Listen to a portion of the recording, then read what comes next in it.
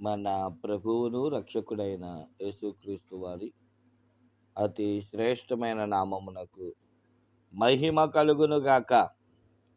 అనుదినమన్నా అను ఆధ్యాత్మిక క్రైస్తవ వర్తమానాల శీర్షికను వేకువజామునే ప్రభు దగ్గర అందుకొని మీ దాకా ప్రకటించుటకు ప్రభు నాకు ఇచ్చిన గొప్ప తరుణాన్ని బట్టి దేవునికిని, ఉదయకాలమందే మీ కొరకు సిద్ధపరిచిన వాక్యాన్ని అనేకులకి పరిచయం చేస్తూ మీరు కూడా వింటూ ఆత్మీయంగా ఎదుగుతున్న మీ అందరికీ కూడా మీ సేవకుడైన ప్రభు పేరిట వందనాలు తెలియజేస్తున్నాను.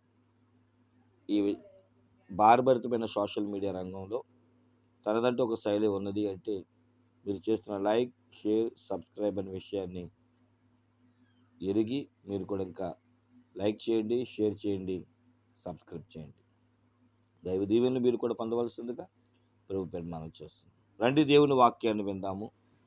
మత్తయి సువార్త 24వ అధ్యాయము 24వ వచనాన్ని చదువుకుందాం. మత్తయి సువార్త 24:24. అబద్ధపు క్రీస్తులను, అబద్ధపు ప్రవక్తులను వచ్చి సాధ్యమైతే ఏర్పరచబడిన వారిని సహితము మోసపరుచుటకే గొప్ప సూచక క్రియలను, మహత్కార్యములను కనపరచెదరు. చదవబడిన వాక్యమును మనం పరిశీలించేసిన వారమైతే ప్రభువైన యేసుక్రీస్తు ప్రభువారు ఒలీవల కొండ మీద కూర్చున్నప్పుడు ఆయన శిష్యులు ఆయన యొద్దకు ఏకాంతముగా వచ్చి ఈ విషయాన్ని అడుగుతున్నారు. ప్రభువా, రాకడకును యుగ సమాప్తికిని సూచనలు ఏమిటి? ప్రభువారు చెప్పిన సూచనలో మొదటి సూచన, ఎవడును మిమ్మలను మోసపరచకుండా చూసుకుంది. మొదటిగా మోసములు జరుగును. ఆ మోసములు ఎలా జరుగుతాయి అని అంటే, వస్తు రూపేనో, ధన రూపేనో, సరుకుల రూపేనో వంటివి కాదు, కానీ ముఖ్యము క్రైస్తవ సంఘాలలో మోసము జరుగుతుంది. ఏంటా మోసం అంటే, అబద్ధపు క్రీస్తులు, అబద్ధపు ప్రవక్తలు వస్తారు. వాక్యములో మోసము, కలిపి చెరిపెడి బోధ ఎక్కువ అవుతుంది. ఇలాగే చేయాలా? కాదు కాదు, ఇలా కూడా చేయొచ్చు అంటూ కల్పనా కథలు చెబుతూ ఇంకా తీయని మాటల చేత బైబిల్ చెప్తుంది, సాధ్యమైతే ఏర్పరచబడిన వారి సహితము మోసము. ఏర్పరచబడిన వారి సహితము మోసమే. ఎవరికి మోసము జరుగుతుంది సంఘములో అంటే? ఏర్పరచబడిన వారికి. ఎలాంటి మోసం జరుగుతుందంటే, గొప్ప సూచక క్రియలు, మహత్కార్యముల ద్వారా చేసే అద్భుతాలు, చూపించే అద్భుతాలు బట్టి సంఘాల్లో మోసం జరుగుతుందని, అది ఏర్పరచబడిన వారికని దేవుని వాక్యం సెలవిస్తుంది. అలాగే మత్తయి సువార్త 22వ అధ్యాయము 14వ వచనం చదివితే, కాగా పిలువబడిన వారు అనేకులు, ఏర్పరచబడిన వారు కొందరే అని చెప్పాను. చాలామందికి దేవుని యొక్క కార్యక్రమంలోనికి మీరు ఎలా వచ్చారండి అని అంటే, సమస్యలు, ఇబ్బందులు, అనారోగ్యములు అంటారు సంఘ బిడ్డలు. ఒకవేళ సేవకుని అడిగితే, దేవుడు నన్ను పిలిచాడండి, ఆయన దర్శనం నాకు ఉందండి అంటారు. మరి ఏర్పాటును గురించిన విషయాలు మనకి స్పష్టంగా తెలియాలి. ఏర్పరచబడిన వారి జీవితంలోనే మోసము జరుగుతుంది. అందుకే ఈరోజు నేను సాధ్యమైతే ఏర్పరచబడిన వారిని సైతము కూడా మోసగించును అనే మాట మీద, ఇదిగో తమ్మునైలో పెట్టినట్లుగా, ఏర్పాటు కలిగిన వారు జాగ్రత్తగా ఉండాలి. ఈరోజు చాలామంది పిలుపు పేరు చెప్పుకొని వస్తారు సేవకులుగా. మేము సేవ చేస్తున్నామండి, మేము కూడా వాక్యం చెప్తామండి అంటారు. బైబిల్ చెప్తున్న స్పష్టమైన మాట, దెయ్యాలు కూడా వాక్యం చెప్పగలవు, దెయ్యాలు కూడా అద్భుతాలు చేయగలవు, దెయ్యములు కూడా మహత్కార్యములు చేయగలవు. అయితే ఏర్పాటు చేయబడిన వారు వారి ఏర్పాటులో ప్రభు కొరకు రాకడ వరకు నిలబడాలంటే మాకు బోనికేస్తుందండి. దేవుని ఏర్పాటు మా పట్ల ఉంది. ఎందుకంటే ఎఫెసీయులకు రాసిన పత్రిక 1వ అధ్యాయం 1వ వచనం కానీ 7వ వచనం వరకు చదువుకుంటే, జగత్ పునాది వేయబడక ముందే దేవుడు మనలను ఏర్పాటు చేసుకున్నాడనే మాట మనం చూస్తాం. జగత్ పునాది వేయబడక ముందే దేవుడు అందరినీ ఏర్పాటు చేసుకున్నాడు. ఈ ఏర్పాటు సంఘస్థుల్లో ఉంది, అనగా విశ్వాసుల్లో ఉంది, సేవకుల్లో ఉంది. పిలుపు కొందరికే ఉండొచ్చు, అది ఏర్పాటు. పిలువబడిన వారు అనేకులు ఉన్నారు, కానీ చివరికి మిగిలిన ఏర్పాటు కలిగిన వారు కొందరే ఉంటారంట. కాబట్టి మన ఏర్పాటు అనేది ప్రభువులో నశించిపోకూడదంటే ఏం చేయాలి? యేసుక్రీస్తు ప్రభువారు ఈ భూలోకాన్ని విడిచి వెళ్తున్నప్పుడు పరమునకు ఆయన చెప్పిన కొన్ని విషయాలు మనము చాలా స్పష్టంగా ఆగి ఆలోచించి గమనించగలిగితే చూడండి. అపోస్తుల కార్యము 1వ అధ్యాయము 1వ వచనం కాడి నుంచి 5వ వచనం వరకు చదువుకుంటే స్వయంగా అపోస్తుడైన పౌలు ఈ మాట చెప్తున్నాడు.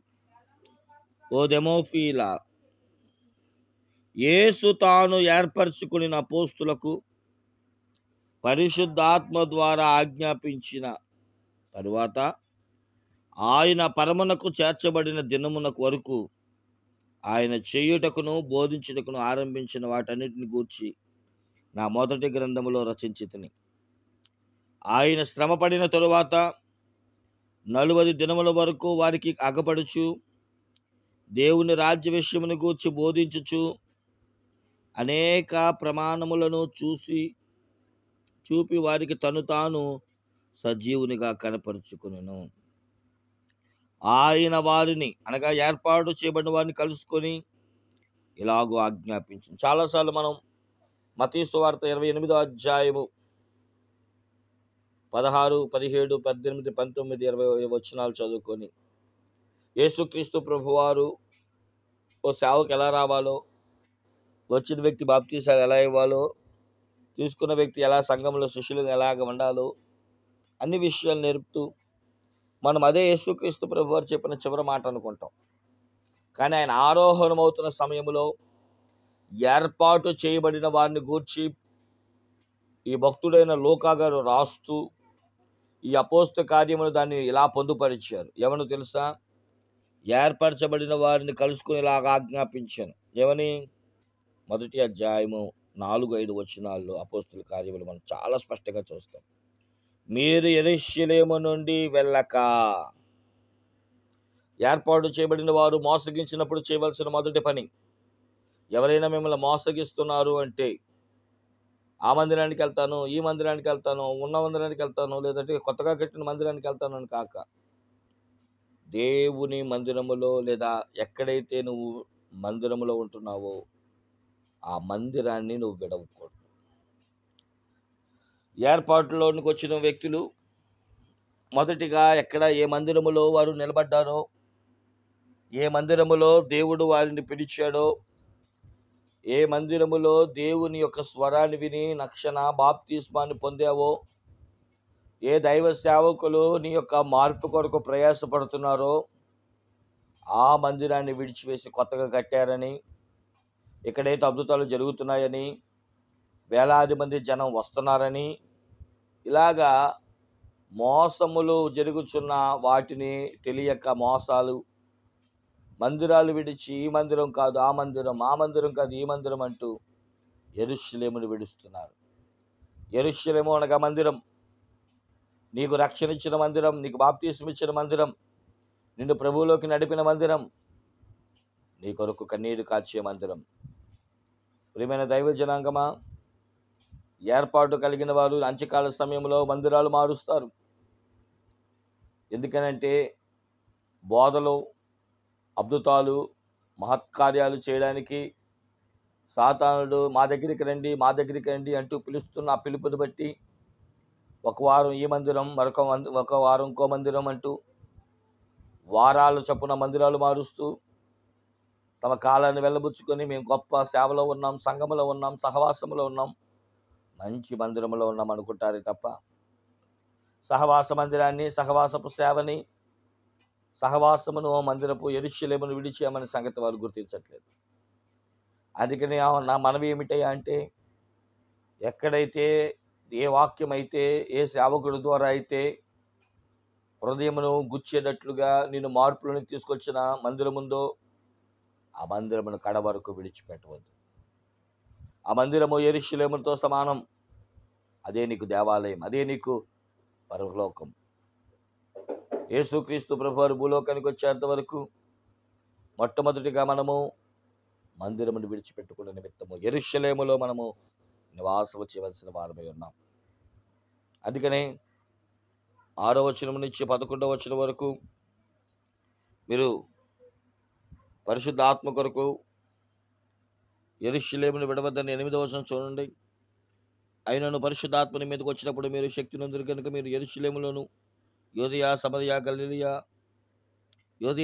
దేశముల అంతటా భూదికాంతముల వరకు నాకు సాక్ష్యమై ఉందిరని వారితో చెప్పింది. యెరూషలేములోను అన్నాడు.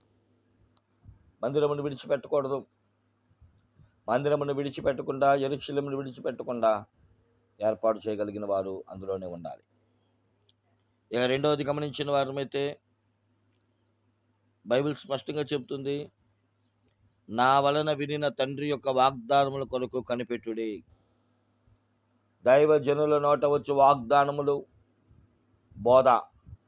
మీ దైవజనుడు చమత్కారంగా చెప్పకపోవచ్చు, కల్పనా కథలతో చెప్పకపోవచ్చు, వాక్యము ద్వారా మీకు నవ్వించకపోవచ్చు, కానీ ఆ యెరూషలేములో నా దేవాలయ సేవకుడు వాగ్దానములు చొప్పున వారం వారం దేవుని మందిరములు ఏ వాక్యం అయితే ప్రకటిస్తున్నాడో ఆ వాక్యమును విశ్వసించిన మనము వాక్యానుసారముగా జీవించినట్లు ఆ వాక్యముల కొరకు కనిపెట్టాలి, వాగ్దానముల కొరకు కనిపెట్టాలి.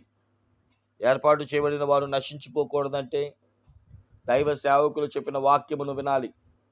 మీ సేవకుడు మాట అయితే మీకు రుచిగా ఉండకపోవచ్చు, ఉప్పు కలిపినట్టుగా ఉండకపోవచ్చు, కానీ బైబిల్ చెప్తుంది, జ్వరం వచ్చినప్పుడు చేదు టాబ్లెట్ మింగాలే కానీ తీయగా ఉన్న టాబ్లెట్ కాదు. చేదు మందే తాగాలి కానీ తీపి కాదు. తీపిది రుచికరమైనది మనకి ఆరోగ్యాన్ని ఇవ్వదు. అందుకని అంత్యకాల సమయంలో మీ సేవకుడు బోధ మీకు నచ్చకపోవచ్చు, కానీ ఆ బోధ కరెక్ట్ బోధ, నిన్ను క్రమశిక్షణలో పెట్టే బోధ, నీ రోగమును తగ్గించే బోధ, పరలోకమును చేర్చే బోధ. ఆ వాగ్దానముల కొరకు కనిపెట్టండి, దైవజనులతో కనిపెట్టండి. ఇక 3వ మాట మనం చూసిన వారమైతే యోహాను నీళ్లతో బాప్తీసం ఇచ్చిన కానీ కొద్ది దినములలో మీరు పరిశుద్ధాత్మ బాప్తీసము పొందుదురు. బహిరంగ బాప్తీసము, అంతరంగ బాప్తీసము. బహిరంగ బాప్తీసము సేవకుడు నీళ్ళలో ఇస్తాడు. అంతరంగ బాప్తీసము సన్నిధి గదిలో పరిశుద్ధాత్మ దేవుడు అగ్ని ద్వారా, ఆయన ఆత్మ ద్వారా ఇస్తాడు. ఆ ఆత్మ ద్వారా ఆ ఆత్మను పొందుకుంటూ, ఆ ఆత్మతో ఎదుగుచూ, ఆ ఆత్మతో కలిసి జీవిస్తూ ఆత్మీయంగా బలపడవలసిందిగా ప్రభు పేట మనం చేస్తాం. కాబట్టి ప్రియమైన దేవుని బిడ్డలారా, ఏర్పాటు చేయబడిన వారి 3 విషయాలు అంత్యకాల సమయంలో మోసములు జరగకుండా తమను తాము సిద్ధపరచుకోవాలి. 1, యెరూషలేము అనే దేవుని మందిరాన్ని విడిచిపెట్టకూడదు. 2వది, ఆ వాగ్దానములు, సువార్త చెప్పబడిన ఆ సువార్తలో ఉన్న వాగ్దానముల కొరకు కనిపెట్టండి. 3వది, బహిరంగ బాప్తీసం పొందుచు అంతరంగముగా పరిశుద్ధాత్మ ద్వారా దేవా నాకు బాప్తీసం ఇవ్వండి అగ్నిలోను ఆత్మలోను అని చెప్పి ఆ ఆత్మ కొరకు వేగుల మీద చూడండి. ఆ ఆత్మ నిన్ను పరలోకానికి తీసుకెళ్తుంది. ఆ ఆత్మ నిన్ను నిత్య రాజ్యంలో నడిపిస్తుంది. ఆ ఆత్మే నిన్ను మలినములు పట్టకుండా, నశించిపోకుండా, మోసము లేకుండా. బైబిల్ ఒక మాట ఉంది, 1 యోహాను పత్రికలో 2వ అధ్యాయం మనం చదువుకుంటే, పరిశుద్ధాత్మ ఉన్న వారికంట దేవుడే సమస్తమును బోధిస్తుంది. వారికి ఎవరికి ఏం చెప్పక్కర్లేదు, ఎందుకంటే ఆత్మే తాను అన్ని బోధించుకుంటూ. 20వ వచనం కాడి నుంచి మీరు ఇంటికి వెళ్ళాక 1 యోహాను పత్రిక 2వ అధ్యాయంలో మీరు కూర్చొని ఏర్పాటు చేయబడిన వారి గురించి మాట్లాడుకుంటూ ఉంటే, నేను చదువుతున్నాను చూడండి ప్రియమైన దేవుని బిడ్డలారా. 27వ వచనం, అయితే ఆయన వల్ల మీరు పొందిన అభిషేకము మీలో నిలిచియున్నది కనుక ఎవడనూ మీకు బోధింపనక్కర్లేదు. ఆయన ఇచ్చిన అభిషేకం సత్యమే కానీ అబద్ధము కాదు. అదన్నిటిని గురించి మీకు బోధించిన ప్రకారముగాను, ఆయన మీకు బోధించిన ప్రకారముగాను ఆయన మీలో నిలుచుచున్నారు. కాబట్టి ప్రియమైన దేవుని బిడ్డలారా, ఈ అంత్యకాలంలో ఏర్పాటు చేయబడిన వారు చాలా జాగ్రత్తగా ఉందాం.